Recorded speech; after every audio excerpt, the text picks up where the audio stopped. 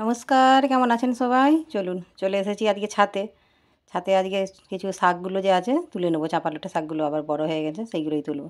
এই যে হনুমান এসেছিলো, সেদিনে গোলাপ গাছের ডালগুলোকে কেমন মুড়ে মুড়ে ভেঙে দিয়ে কিছু কিছু পাতাকে একদম চুচে খেয়ে গেছে। এই যে লাল জবার গাছটায় প্রচুর ফুল ফুটেছে একদম, আজকে পুরো গাছটা একদম লাল হয়ে ফুটে একদম ভরে গেছে একবারে। এদিকে আরও বেশ কিছু জবা গাছ আছে, এই একটা একটা আছে ঘিয়া রঙের জবা। এই ফুলটাও অপূর্ব লাগছে দেখতে। আর এইটা হচ্ছে দেশি জবা ডাল, এটাও দুটো একটা করেই ফুটে, আজকে 4টে 5টা ফুটে গেছে একসাথে গাছটায়। আজকে পুরো বাগানটা জুড়ে শুধু লাল আর লাল, এত সুন্দর লাগছে দেখতে। এইদিকে একটা যে হলুদ রঙের জবা গাছ ছিল, সেটাতে আজকে একটি মাত্র ফুল ফুটেছে, হলেও খুব সুন্দর লাগছে হলুদ কালার। এই যে লঙ্কা গাছটা লাগিয়েছিলাম, কুল লঙ্কা ছাতে, যেটা বড় হয়ে গেছে এখন। শাকগুলো আগে তুলে নিই, তারপরে আরও অন্যান্য গাছ আছে সেগুলো এবারে দেখাবো। চাপালোটে শাকগুলো বেশ সুন্দর হয়ে একদম বেড়ে গেছে কদিনের মধ্যেই মাত্র। যেহেতু খোল জলটা দিয়ে দিয়েছিলাম একবার তোলার পরে, সেই জন্যেই নরম হয়ে একদম খুব সুন্দর হয়ে লিকলিক করছে একদম সবুজ একবারে।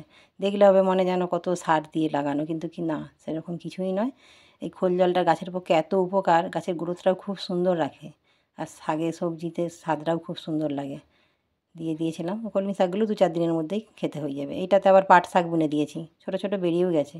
যখন বড় হয়ে যাবে পাতা তুলে তুলে তখন বেশ কিছুদিন ধরে খাওয়া চলে যাবে। ছোটো ছোটো বেরিয়ে গেছে যেহেতু এখন। চলুন, শাক তুলা আমার হয়ে গেছে। এখন এই ছোটো ছোটো শাকগুলো আবার বড় হয়ে যাক, তখন আবার তুলবো। যখন তুলতে তুলতে পাতলা পাতলা হয়ে যাবে, তখন আবার কেটে কেটে খাবো, আর তুলবো না। তখন কেটে কেটে খাবো, আবার নতুন নতুন গজিয়ে যাবে। প্রায় 2 আঁটির মতো হয়ে যাবে, কিন্তু অতটা তো লাগবে না। কিছুটা রান্না করবো আর কিছুটা রেখে দেবো, অন্য একদিন করে ফেলবো। আজকে ভাবছি একটু কাতলা মাছের মাথা আছে ফ্রিজে, দিয়ে চচ্চড়ি করে নেবো আলু বেগুন দিয়ে। চলুন, ওইদিকে একটা ক্যারেটে হচ্ছে যে রজনীগন্ধার গাছটা যে ছিল, সেই ক্যারেটের রজনীগন্ধার ফুলগুলো দেখাই। কটা শিক উঠেছে ছোটো ছোটো হয়ে, আবার একটা ফুল ফুটেও গেছে লম্বা হয়ে, আর একটা কুঁড়িও রয়েছে। এই যে এইগুলো ছোটো ছোটো শিক এখনও উঠছে, আর এইটা হচ্ছে কুঁড়ি, আর এইটা হচ্ছে শিকটা উঠে বেশ লম্বা হয়েছে। যার জন্য ঝড় দিয়েছিল বলে একদম ও শুয়ে পড়েছে, ওকে একটা লাঠি দিয়ে বেঁধে সোজা করে রেখে দিতে হবে। সন্ধেবেলা সকালবেলায় যদি ছাতে আসা যায়, এত সুন্দর সুগন্ধ ছড়ায় গোটা ছাদটা, পুরো একদম মোমো করে গন্ধ হয়। লঙ্কা কটা তুলে নিই, যেহেতু কদিন লঙ্কাটা তোলা বন্ধ করেছিলাম, গাছটা একদম ছোটো ছোটো ফুল হয়ে ছোটো ছোটো লঙ্কা ছিল, সেই জন্যেই আবার বেশ কিছু অনেকগুলো লঙ্কাই হয়ে গেছে। আজকে যতগুলো যা তোলা যায় সবগুলোই তুলে নেব, এরপরে আবার বেশ কিছুদিন ধরে এখন চলবে। বড় গাছ যেহেতু একটা, সেই জন্যেই মাঝে মাঝে একবার 2-5 দিন তোলা বন্ধ করে দিই।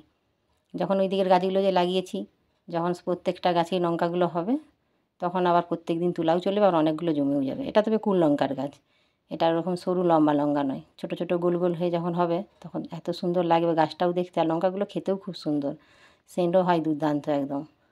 এই যে কুঁড়ি এসে গেছে, ছোট্ট ছোটো ফুল আর কুঁড়ি তোলা হয়ে গেছে আমার শাক আর লঙ্কা। এবার চলুন নিচে চলে যাব। নিচে এই উচ্ছে গাছে কটা উচ্ছে আছে, তুলে নেব। কদিন তোলা হয়নি তাই 2-1টা পেকেও গেছে। উচ্ছেগুলো একদম নরম কচি একদম, করলা থেকে কিন্তু উচ্ছের স্বাদ খুব সুন্দর হয় খেতে। আজকে ভাবছি ছোটো ছোটো কুঁচো চিংড়ি দিয়ে, উচ্ছে দিয়ে, আলু দিয়ে একটু ঝাল কষা কষা ঝাল করব। উচ্ছেগুলো হচ্ছে যে হয়েই গেছে কতদিন ধরে, পেকে পেকে পড়েও যাচ্ছে, 2-1টা ওই যে পাকা রয়েছে। চলুন ভিডিওটা এখানেই শেষ করছি। কেমন লাগলো অবশ্যই জানাবেন। আপনারা সুস্থ থাকবেন, সাবধানে থাকবেন। দেখা হবে অন্য কোনো ভিডিওর সাথে।